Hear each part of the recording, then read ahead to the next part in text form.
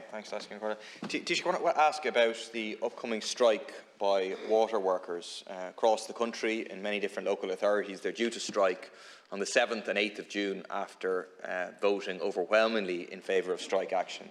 That comes after very impressive rank-and-file activism of the water service workers pushing for these ballots.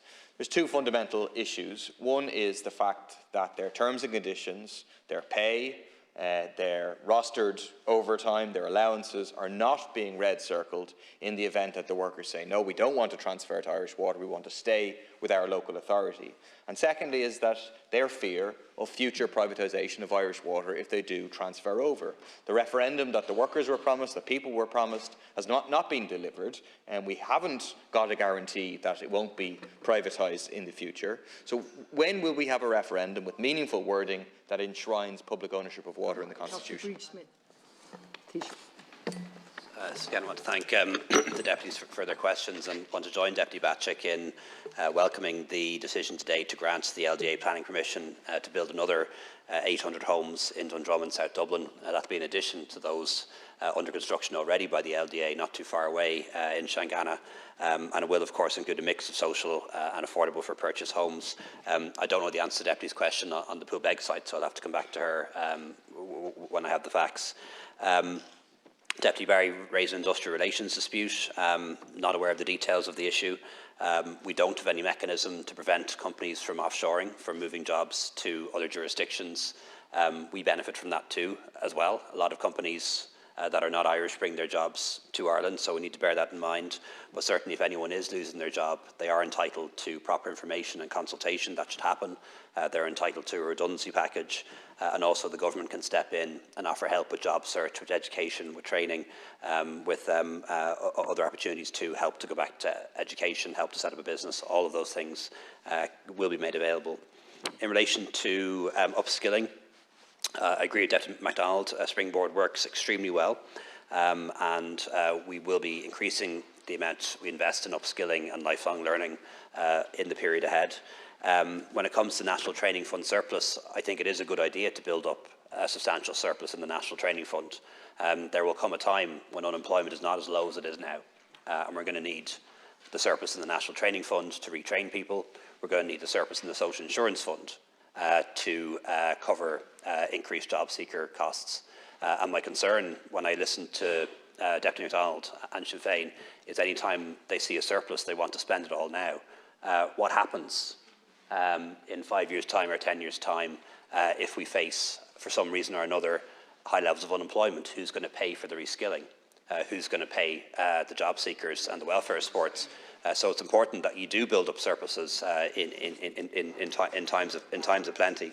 And we're doing exactly that, Deputy. But it seems to be the approach from Sinn Féin is see a surplus, spend the surplus, and then there's nothing left when you need it down the line. And that is the pathway to a return to austerity. And that's what I hear all the time from Sinn Féin. The glide path back to austerity, spend the surplus now,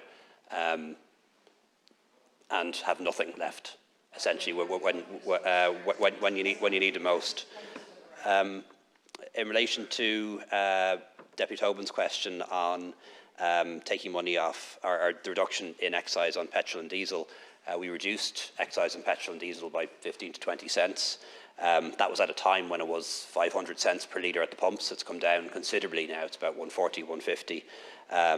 And he pointed out that we have taken in a lot of revenues from VAT on petrol and diesel and on gas and electricity, and that's true.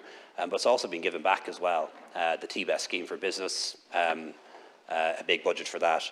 And the energy credits alone, just roughly writing them down here, 600 per household, 2 million households, that's 1.2 billion given back in energy credits alone. In relation to Deputy Muraku's question, the duty of care law is now in the Seanad. We'd expect to have it enacted this year, but that's not entirely under our control. Notwithstanding the fact that Beyonce and Coldplay didn't play concerts in Ireland, there are a huge amount of concerts happening all over Ireland this year, in Dublin and Cork and Galway and Slane. They've all got insurance, so I'm not sure it's as simple as the story that we're being told, that it's down to insurance solely. Deputy Boyd-Barrett asked about the cliff edge and that there shouldn't be a cliff edge. And I agree with them on that, but that's why we have the cost rental, so that people who don't qualify for social housing, who used to then qualify for nothing, now qualify for cost rental as well. And I do think we need to review the limits every year to take into account house prices and earnings, and we have increased them, and I anticipate we'll increase them some more. Just in relation to investment in the West, there's enormous investment happening in the West of Ireland at the moment. Only a few weeks ago, Minister Coveney announcing probably the biggest private sector investment ever in the West of Ireland, and that's 1,000 jobs being created by Dexcom in Athenry. I'll be in Mayo shortly to open the new road between Westport and Castlebar, a €250 million investment, probably the biggest ever public investment in County Mayo. Keen to continue to engage with Ireland West Airport at Knock as to how we can invest there. The National Broadband Plan, so hundreds of millions of investment going in every year. More needed, and it will continue for so long as the parties that are currently in government are in government. If the opposition parties get into office, there will be a fundamental change of economic policy, and we will be in a recession within 3 years, and you'll be cutting all those budgets, and mark my words, and somebody keep that for the future in the unlikely events that they ever form a government.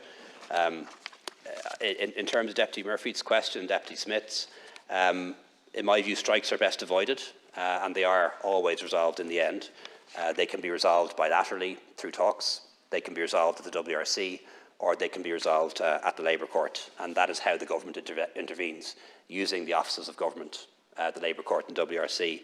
Ishgaren is not going to be privatised. That's in law already.